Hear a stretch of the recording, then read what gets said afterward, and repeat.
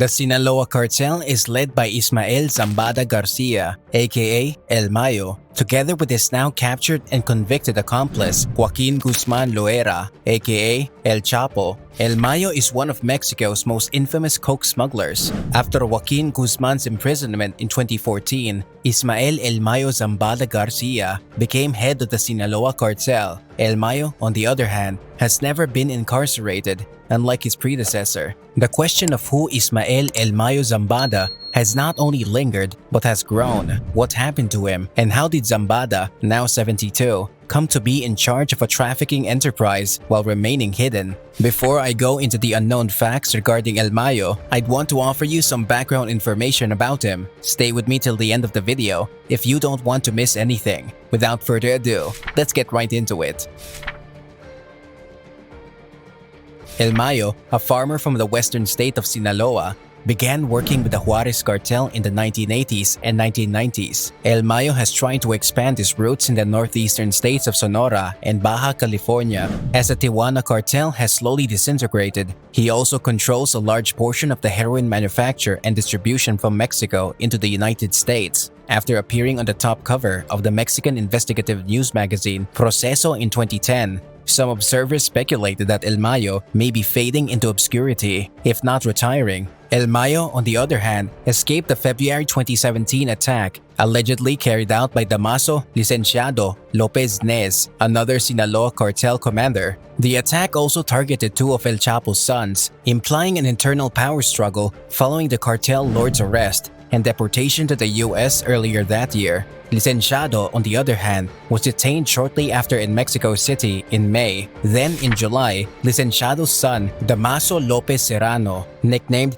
Minilik, surrendered to US authorities. This left El Mayo at the helm of the Sinaloa cartel to oversee operations and keep an eye on El Chapo's sons, dubbed Los Chapitos, who is now the next target for US officials. Zambada was born in Mexico on January 1, 1948. Zambada was described as a former farmer with deep agricultural and botanical knowledge in a Library of Congress research document on Mexican criminal and terrorist activity. He's married to Rosario Niebla Cardoza and has 8 children. However, not all of them are with her. According to Spanish naming conventions, he appears to have 4 daughters and 1 boy with his wife Rosario, as they all share his surname, Zambada, followed by their maternal surname, Niebla. According to the FBI, Zambada's wife and all 5 of their children are participating in cartel operations. His daughters, Mara Teresa, Midian Patricia, Monica del Rosario, and Modesta, as well as his son, Vicente. He also has 3 more sons, as stated in the FBI's indictment, which claims that the charges target 2 of his 4 sons, Serafin Zambada Ortiz, Ismael Zambada Imperial, and Ismael Zambada Sicairos, and his 3 additional sons, all of whom have distinct surnames, suggesting that they all had separate mothers. Zambada previously co-led the Sinaloa cartel with infamous drug lord Joaqun El Chapo Guzmán until the latter was apprehended in 2016. Since then, Zambada has been the cartel's only head. However, there have been recent claims that El Chapo's sons may be challenging him for leadership of the gang. According to a CNN report from 2016, Zambada is El Chapo's partner, prospective successor to the organization, as well as his probable betrayer. Rosa Isela Guzmán Ortiz, El Chapo's daughter, told The Guardian that when she was 15, she reunited with her father, who informed her he intended her to marry Vicente, Zambada's son, who was 16 at the time. Rosa became pregnant before their wedding, which enraged both sets of parents. After their marriage, they produced a second child, joining the families of El Chapo and Zambada. Rosa believes Zambada betrayed El Chapo. We're quite certain El Mayo betrayed him. They used to always meet in quiet places, and my father thought it was odd that he had selected that location.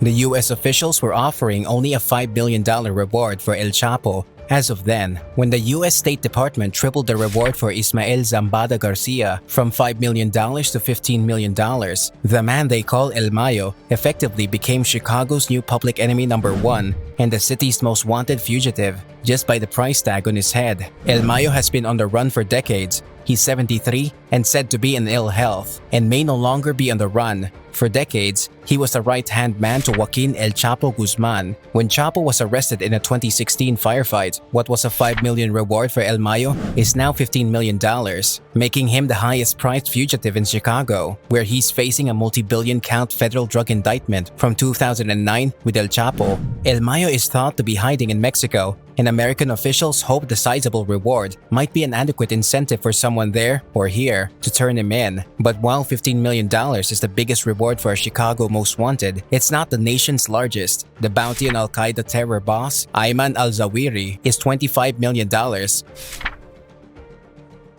In 2014, one of Zambada's family members was fatally electrocuted at home in Culiacan. At the time of his death, Juan Gabriel Gonzalez Ibarra was married to Zambada's daughter, Miriam Patricia. The 42-year-old was taken to the hospital and pronounced deceased. According to a local news source, on June 18, 2014, officials were called to a residence near the Xicotencatal Boulevard in the Las Quintas district after complaints of burns. The U.S. Treasury Department identified Zambada's daughter, Miriam, as a front person for the cartel's unlawful operations. Miriam and her sisters controlled a few enterprises that were sanctioned under the Narcotics Kingpin Designation Act, which means their assets in the United States were frozen and they were barred from engaging with Americans.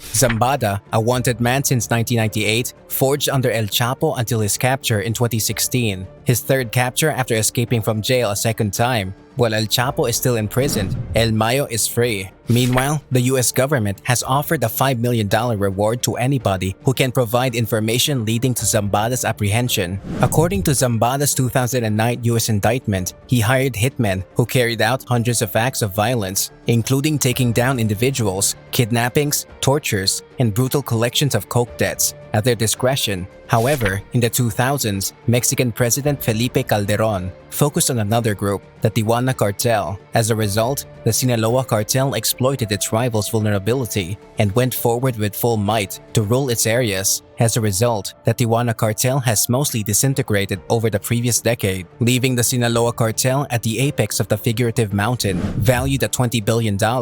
Because Zambada is still at large, it's assumed he's still pulling the strings. Meanwhile, upon El Chapo's capture, an altogether new conflict emerged. Damaso Lopez Nez, who helped El Chapo escape from prison twice, El Chapo's son, Jesus Alfredo, and Ivan Archivaldo, and El Chapo's brother, Aurelio El Guano Guzman, all came to fame. The ensuing bloodshed was astonishing, with 764 taken down in Sinaloa alone in the first half of 2017. It was the state's highest homicide rate in 6 years. Even though the three organizations are always striving for dominance, the three parties are still thought to be overseeing the coke trafficking empire under the banner of Zambada. He purportedly mediates between them while also investing in several Mexican enterprises. In the end, things don't seem bright for the 72-year-old who suffers from diabetes and is hiding out in Mexico's Sinaloa region's highlands. His particular whereabouts, however, remain unknown. One of the main reasons El Mayo has escaped arrest for so long is that he keeps a low profile. He's only ever gotten one interview to the Mexican magazine Proceso in 2010. In the interview, he described living in fear of getting caught and revealed that at least 4 times the military had gotten close enough to capture him. El Mayo has formed and disbanded several agreements with various coke trafficking organizations. His alliance with El Chapo has been described as one of the main reasons why the Sinaloa Cartel is the most powerful in the hemisphere. El Mayo has also utilized his ties in the Mexican government to progressively expand his authority north towards the US border and south near Cancun. As Mexico's criminal landscape fragments, El Mayo is directing an effort to align hostile organizations that would otherwise be arrested or put down, in part through the deployment of narco banners.